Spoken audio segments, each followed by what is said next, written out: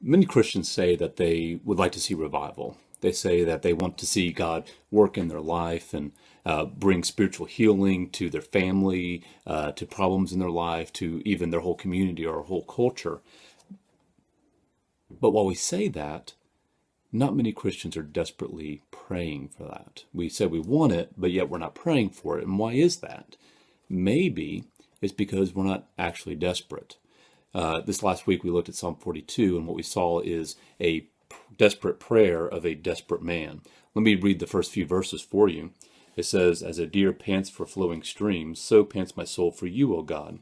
My soul thirsts for God, for the living God. When shall I come and appear before God? My tears have been my food day and night, while they say to me all the day long, where is your God?" Do you ever feel that way? Do you ever feel like God is not present in your life the way that you've experienced in the past? Well, that's what the psalmist is experiencing. It's not that he doubts God. It's not that he has stopped believing. It's just that he's stopped enjoying the presence of God in his life. He feels like God is absent, even though he knows that he's not really. He's just not enjoying that relationship anymore.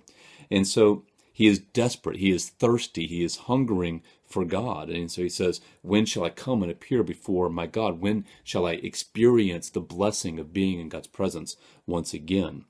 And we see that God is bringing him to this point of desperation.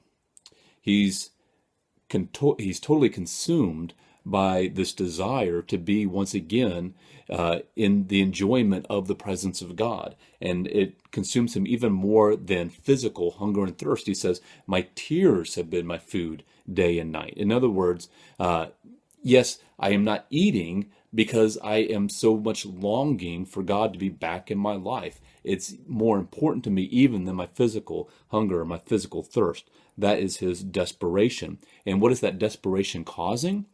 It's causing prayer. That's what he's doing. He's saying, God, where are you? I need you back in my life. You see, if we're truly desperate for God, if we're truly desperate for his presence, if we're truly desperate for him to work and to revive us and to revive our communities, it would end up with desperate prayer like we see here. And when we are not praying for God to work, what that shows is that we're not really that desperate. We're showing that much worse than a state of spiritual desperation or a state of spiritual thirst, we are actually spiritually apathetic, which is really the worst condition we can be in. It's saying, yeah, I don't feel God's presence, and truth is, I don't really care. That's how far gone our hearts can be sometimes. That's how much sin can get in there, is it takes what we were created for. We were created to be in the presence of God, and yet because of our sin, we are distant from God. We have been alienated from God. We were made to be in the garden with him, and instead we're in the desert. And our hard hearts say, and I don't care. But it is the work of God's grace that when we feel that distance from God, he doesn't let us thrive in that discontinuity. He grabs us. He makes us unsatisfied. He makes us long. He makes us desire to once again be in his presence. And that's the Spirit of God working in us. And what we see through the psalm is that God sometimes puts us in places of spiritual drought or dryness or thirst and hunger or desperation in order to strip us of all hopes that we have in our own power and our own self.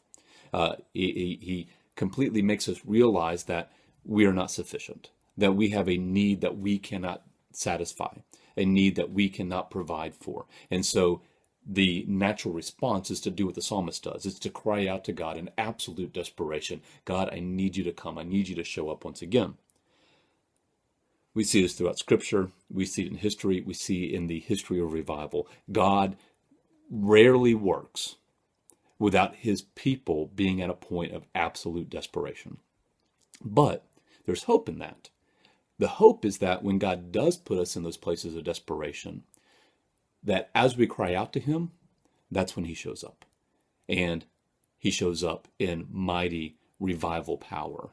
We see that in Uganda. We see it in Cuba. We see it around the world. We work with the Burmese church planner, a Burmese national east of Atlanta, and he goes around door to door to Burmese refugees, mostly from a Buddhist or animist background, and he shares Jesus with them. And because political factions, they've lost everything, they've left their home, they've come here to America, they're living in small apartments, and they have nothing. They have hardly any family around. They've left everything behind, and they've been completely stripped bare, and they are desperate, and they are coming to Christ. And in just the last 2 years, our friend James over there has started 7 house churches, and it's a mighty work of God because these people are desperate, and in their desperation, they're finding God, and God is showing up in revival power, bringing salvation with him. So our apathy towards prayer is an indication of the apathy in our heart towards God. The reason we don't pray is because we feel like we're doing fine on our own. We feel like we have what we need. We have not become desperate, and we should not expect God to work unless we get to that point of desperation, desperate for his presence, desperate for his power. So what do we do with that? Well, what do you do when you need to pray? You pray. If you feel like you are in a state of spiritual apathy, you feel like you want to hunger and thirst for God more than you do, then pray for that. Pray that God would make you feel desperate for his presence. And when you get to that point of desperation, and I don't mean that you're just desperate for God to save you from your circumstances or God to come back into your life so you can get his benefits. I mean, when you are desperate for God himself, then in that desperation, wait and continue praying for God to work.